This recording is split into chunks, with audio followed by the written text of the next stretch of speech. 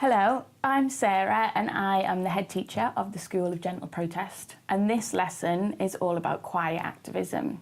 So again, when you think of activism, often you think it's very loud, but since we're talking about gentle activism, which is not just about being quiet, but also being thoughtful, being caring, treating people how you want to be treated, and protesting against the issue, but engaging people in a respectful way. And today I have the wonderful Chief Exec of ShareAction, Catherine Howarth, with me. Amazing to be here. Thanks for coming in. To talk about what quiet activism can look like. So first of all, tell me what ShareAction is for those who don't know. Well, firstly, what a treat to be at the School of Gentle Protest. What a brilliant, brilliant concept. So ShareAction is a charity that is dedicated to trying to unwrap and make the most of all the power that exists in the giant financial system that looks after all of our pension funds and all of our savings, which of course is shareholdings in the biggest companies in the world. Mm-hmm. And most people are a part of that system. Whether we choose to or not. Whether we choose to or not, but we don't exercise a lot of voice in that system or get the control that we deserve. So ShareAction's dedicated to giving people a voice in the powerful system that keeps a lot of control over companies. And through that, we've made some amazing strides in getting companies to do the right thing. Have you got a couple of quick examples to impress the students? Well, one thing we've been working on recently, which has been amazing, is getting access to pneumonia vaccine for children in refugee camps, where it was previously very, very unaffordable. But working with Médecins Sans Frontières and other charities, we reached out to the shareholders in the two giant companies, GSK and Pfizer, that control pneumonia vaccine globally, and got them to take the price down dramatically. So the upshot of that is that children arriving in Greek refugee camps from Syria and other countries are now getting life-saving vaccines, thanks to some gentle protest. And then the other thing we're super proud of is working for years for the living wage, getting the biggest companies in the UK one by one to commit that they will pay the cleaners, the shop floor workers a proper living wage, which amazingly, even though they were huge companies, they were getting away without doing before. And again, it was kind of mobilising the shareholders in those companies that tipped them over the edge into saying, yes, we will. And I only heard about ShareAction through following this one as a bit of one of my campaign idols. So that's a bit of homework for people. Follow the people that you think are brilliant campaigners, because I followed you from the London Citizen stuff onwards. But a lot of this amazing work you've done is not in the newspapers, it's not on social media, it isn't people shouting, it's not always, not to offend you, but it's not always looks that attractive. It's lots of behind the scene work, isn't it?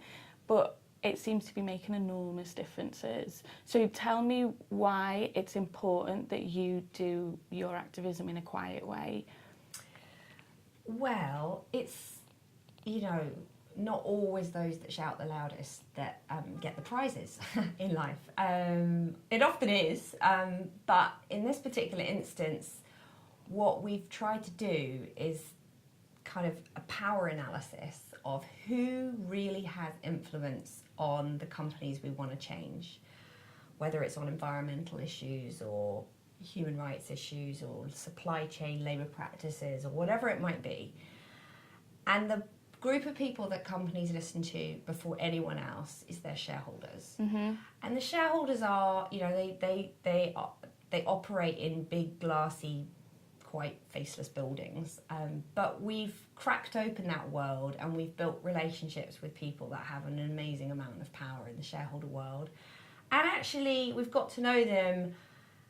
They want the right things very often as well. They just need to be nudged and asked nicely to unlock that power in a useful way. So it is a very relational strategy.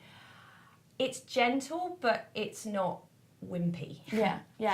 it's got a really steely edge to it. And I think if you look back at all the great history of non-violent protest, it's often been characterised by a total steeliness combined with gentleness. So if you think of the figure of Gandhi in his loincloth, you know, literally naked and vulnerable, but this utter tower of strength, that's real inspiration for me, and so are many of the other great non-violent leaders who showed total courage, complete commitment to a gentle and often really creative form of change making, but you know, they weren't people throwing stones and rocks, and that's our style too. And often you think of big campaigns as you go on a march or you do a big protest and then something gets fixed straight away.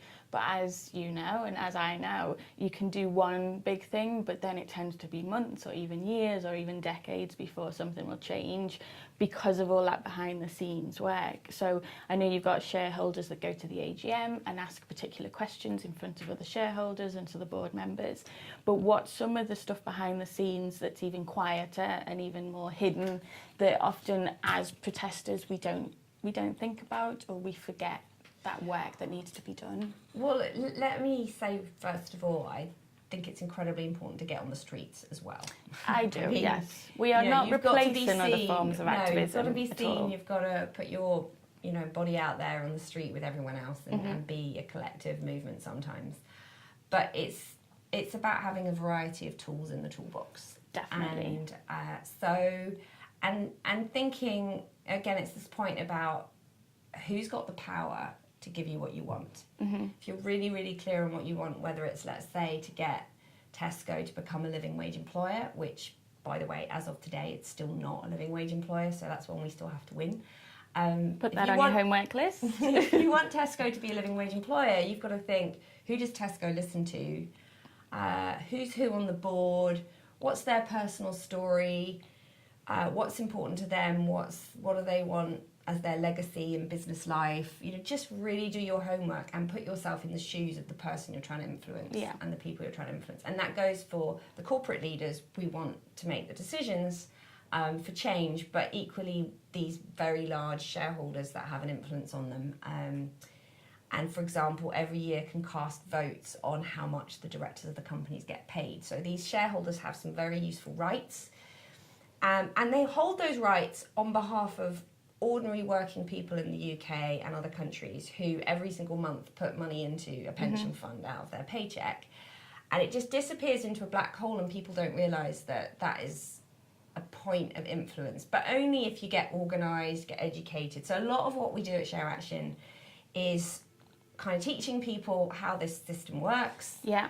So teaching people what their role in is, what tricks they can play in it, literally training them in the art of a really brilliantly crafted, high impact question at the annual shareholder meeting of the company. So we've got our AGM activists, and they go out up and down the country to all the biggest company AGMs, asking these questions, which are often, they're presented as really supportive of the companies. And we are supportive of the companies so long as they kind of give us what we want. And you're part of the company as a shareholder. That's right. So you're not outside knocking on the door, you're inside to change it from within. Absolutely. So instead of, and actually literally physically, a lot of AGMs have loads of people standing on the outside waving a placard, which is great as well, because you want people to be visible on the outside. But sometimes I think, my God, well, why haven't they bought a share and got themselves on the inside to actually ask face-to-face Which is the what directors? I did. I bought one share. One share, which cost me a few pence. The admin fee cost me £40. Oh, I know. But it's a good investment, and I asked the question in front of hundreds of people, including journalists, and people remembered your face because your face is on the screen. And it's quite scary, but you prepared me. We got a really clever question, very thoughtful. And we spoke to the board members afterwards face to face and had these quiet conversations, which is just, I found so powerful, from being on the outside so much to actually realising that you can be in the same room and have a sandwich with the CEO and the head of the board, which, you sort of forget can happen, but it can. Yeah, well, they're just people, and at the end of the day, they obviously are people that operate on a very different plane from most of the rest of us, and they're quite hidden away from view. But once a year at the annual shareholders meeting, they have to kind of come out of. And meet ordinary people that turn up and ask them questions, and it is just an incredible opportunity. And as an organisation, we've worked out how to use that opportunity to the best possible use. And there is a lot of, like you said, lots of research to do, lots of knowledge to figure out those power dynamics of who has the power and when and what to target them on that's realistic and not realistic at the time. And tell us more about some of that stuff that if people want to do more of a quiet form of activism, like be a shareholder activist, what else does that involve that's not just going to the AGM once a year? Tell us more about some of the stuff you might do as well. The other thing we're trying to do is make sure that people become a bit more collectively organised in pension funds. So many people belong to some kind of a pension fund through their work, and they don't very often talk to each other and begin to operate a little bit collectively about saying, well, hang on a minute, we would really like to see that money put to uses that we feel comfortable with. But when you do kind of questionnaires and polling, people are very, very supportive of companies that they're putting their money into, behaving in a responsible, ethical way that, takes care of people and the environment and so on. But the system just trundles on regardless, and paying very little account of any of that unless it hears from people. So one of the main things we're doing alongside the AGM activism is building pension power teams. Brilliant. And we've got more and more people in the pension power movement, and it doesn't sound that sexy, but actually your pension is a dangerous tool, an excitingly dangerous tool if you work out how to use it cleverly and get together with other people that feel the same. And these companies that aren't used to people protesting with their pension money, if it's quite quiet, if they're not used to hearing a lot, just to hear from a handful of people, it does attract them, doesn't it? They do go, oh, what's going on here? Absolutely. So you forget, often we think we have to be really big and really loud and loads of people on the streets, and actually a handful of people can make a massive difference. Especially in this sphere, because let's say compared to, members of parliament literally receive thousands and thousands of emails, and actually members of parliament, bless them, have quite little influence over an awful lot of things that people would like them to be fixing. And they're often not in the role for that long. The biggest companies in the world can really, really do stuff. But hardly anybody writes to their pension fund that holds shares in those companies. So pension funds are very responsive if they hear from even a tiny number of people. And often those staff are there for years, so you can build more of a relationship with, whereas politicians can say the wrong thing and then tomorrow they're gone and you've got to build a relationship with a new politician. We've got a few minutes left, so can you give us some tips as gentle protesters if we can engage those power holders, those influential people, as investors or shareholders, or just campaigning where people aren't expected to campaign? How do you, in that gentle way that isn't weak but it's strategic and thoughtful, how do you become critical friends with people rather than aggressive enemies, but with people that you really struggle with the negative impacts that they're having? How do you get that balance without you feeling like you're going against your principles? Which I think you're very good at, because you go around the world talking with CEOs, you're on panels with a lot of them, and part of your job as a CEO yourself is to have these relationships and communications with high up people to influence them. So how do you do it, and how can we learn from that? Well, you have to kind of do your homework on who it is you want to influence. You're talking to. And when I say homework, it's like just thinking like, where did that person come from? What might be important to them, not just professionally but kind of personally? Because if you can, without being unsubtle about it, sort of, you might press a button that really, really touches the person. I think it's really important to actually, when you first meet somebody really powerful, to actually try and unveil who is that person. Yeah, they're not what just makes a role. them tick. They're a real individual in that role. What's their story? Ask them, something about what they dreamed of being when they were younger, or some kind of a question that really tries to tap into that human being. And at the same time, be a bit relational about yourself, and then be really, really crystal clear on what you're trying to get. If you get it, say thank you. Yes. It's so important. Which often protesters forget, but it's really important. And then, you know, to be honest, you've got to be pretty hard-headed about, like I said, but I think it's a point you can't make too many times, like, what are the power dynamics? What would make this person, what would make it in their self-interest to give you what you want? And if you've worked that out, then you're almost all the way there.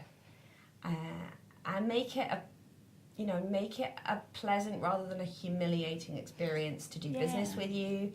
And in the end, you know, it's this business of saying thank you and recognising that human being on the other side of the table, but without just cozying up. I mean, which can what's sound important is to manipulative, be completely independent. And you're coming from where you're coming from. You're trying to get your stuff done. I very fundamentally believe that NGOs, for example, shouldn't take money from the corporate sector. If you're trying to influence the corporate sector, you've got to be 100% independent and not in any way beholden, because that will always get exploited by them on the other side of the table. So, you know, they're real common sense things, but we have it's part to forget of what creates the context for success. Brilliant. And we have got a bit of homework for the week as well, which will be in the information below the vlog. So have a little look at those links, which includes things like a conversation Martin Luther King had with the president at the time, where he asked a question of what do you want your legacy to be, which really triggered him. Wonderful because question. He knew that president so well and knew that legacy was a big issue. And the same with Abraham Lincoln, with Spielberg's Lincoln film. You see so much about how he talks to different senators in different ways to get them to join him in voting for the abolition of slavery. So completely throughout history is what you're still doing now, which is so effective. Have you got any little bit of homework for our students to have a go at? Aside from watching all the inspirational things you've just mentioned, which are all absolute masterclass lessons in the art of gentle protest, just in relation to the work that we're doing and transforming the corporate sector into a truly kind of ethical and responsible corporate sector, I would encourage everyone to just find out what are the 3 biggest companies in my pension fund. Who are they? Do I have a view on them? Are they actually already, you know, one of them might be Tesco's, one of them might be Apple. They might actually be companies that you're already really familiar with. And just think of yourself, put yourself in the shoes. I am an owner. That gives me the right I like that, the power to think differently about my relationship to that company. And if it's something you're really interested in, then we would of course absolutely love to hear from anyone in the student group of the School of Gentle Protest and help you on your journey. And you help us find out who our pensions are invested in and all of that stuff. Yeah, so you're not alone in this. This school has got amazing visiting professors like Catherine, lots of links underneath. Subscribe to the channel, wherever it is under here. But thanks so much food for thought. And the gentleness is powerful, I think, is what we're agreeing on. It's rock solid power, done the right way. Brilliant. Thank you, Sarah. Thank you. Okay. Go for it.